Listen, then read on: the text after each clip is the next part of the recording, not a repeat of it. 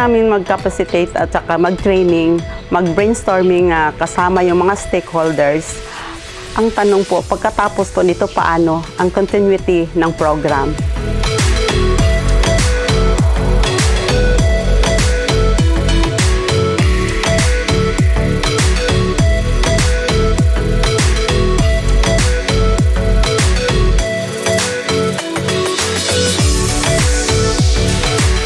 Kami ang GLS Integrated Alumni Farmers Association at ito ang aming kwento. Ako po si Elizabeth Coaching Sakapanyo, may-ari po ng GLS Farm. At the same time po, presidente po ng GLS Integrated Alumni Farmers Association. At membro po nito ay ang mga scholars at graduate under RCEF training. Kasama po ang tumulong ng mga ehensya na katulad po ng ETI, DEA at TESDA. At marami po ang ahensyang tumutulong po sa amin. Nung i-organize po yung GLS Integrated Alumni Farmers Association ay nag-start po kami ng 25 members. Ngayon po ay mahigit 300 na. Kasama na po yung mga nag-training din ng mga scholars, training of trainers, at saka ngayon po ay dumadami na po sila. Kasama din po namin ang members ng RIC Women's, Rural Improvement Club, at saka yung Farmers Association ng Mataphaw. So, binuo po ang aming association na ito taong 2022. So, kami po kasama ang aming mga trainees, ang aming mga trainer, at ang may-ari ng GLS Farm ay nag-usap-usap mo regarding po sa pag-create ng association. Dahil nga, pagkatapos po ng training, ano po ba ang pwede natin maibigay sa atin or masupport natin sa ating mga estudyante. So ito po ang aming advocacy na magbigyan sila ng livelihood, trabaho sa pamamagitan po ng pag-create ng aming association. Sa GLS Farm is nagkakanda kami ng mga training every municipality, and then marami po kaming mga graduates na pwede po namin silang bigyan ng livelihood na program, and then sila naman po ang magiging daan para sa ibang mga members na maka-avail din sa iba-ibang munisipyo ng aming programa.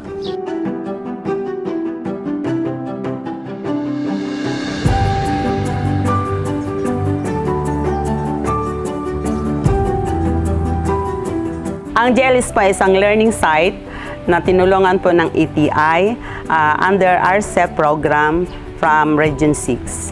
Ang mission po ng learning site na ito ay makatulong sa mga magsasaka sa makabagong pamamaraan kung paano lumakas at lumaki ang produksyon at makapagbigay po ng livelihood sa aming kapwa magsasaka.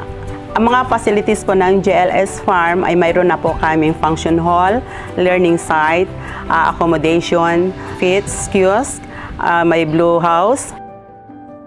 Mayroon po kaming mga animals, mayroon po kaming composting area, may vermicomposting, may mga machineries po kami, pero nangangailangan pa rin kami ng mga malalaking machineries.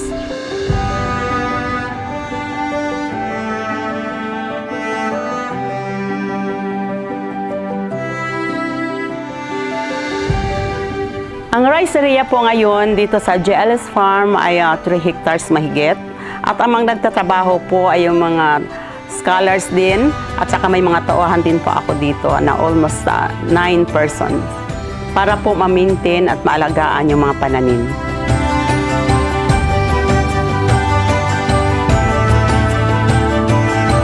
Ang pinakamalaking tulong po ng membro ng association ay ang para po magkaroon ng livelihood program. Yun po talaga ang main reason bakit na-organize itong association na ito. Lalong-lalo pa yung nag-graduates, kailangan namin mabigyan sila ng trabaho.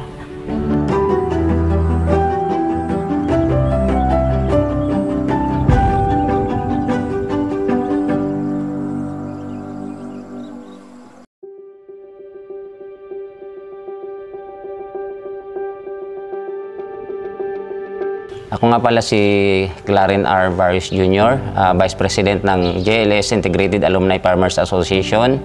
Nag-aaral kami sa Farmers Field School ng RCEF through TESDA Scholar. Kami po ay nag-usap-usap kung paano mabuo ang aming association na para makatulong sa aming mga ibang mga farmers na mabigyan ng sapat na kaalaman. Sa ngayon po ay ang dapat nga gagamitin ay yung modern mechanization program ng RCEP. Mayroon na po tayong sa pag-harvest, sa pagtanim, andyan na po ang Pelmec na nagbibigay ng mga machineries, pinoprovide po nila, at ang aming kahilingan po ay sana po makaano po kami abil ng mga machineries sa madaling panahon po para matulungan namin ang mga kasama namin na mga membro ng mga farmers. Ako pala si Churchill Is Miguel. Graduate ako ng Farmer Field School, FFS. Nung matapos kami ng aming FFS, blessed kami, o isa ako sa blessed at saka yung mga kasama ko, na invite kami ni ETI for training, TOT.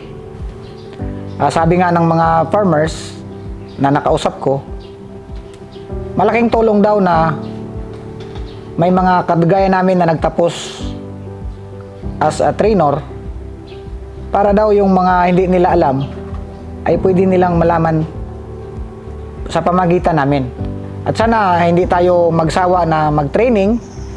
Yung government natin, hindi sana magsawa na suportahan yung ating mga farmers at yung mga trainers natin sa partner ng mga agency.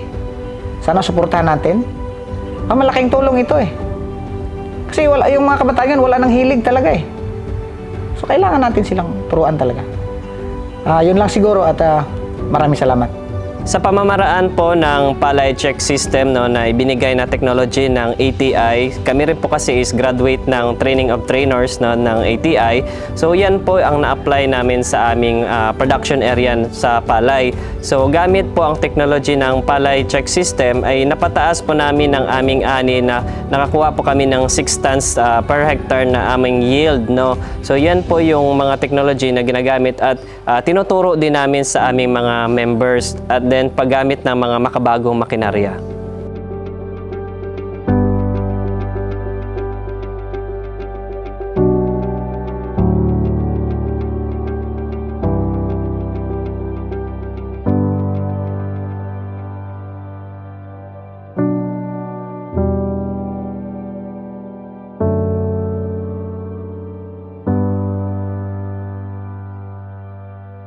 Pero ang lahat po ng aming nakamit ay hindi po namin ito narating ng ganoon kadali.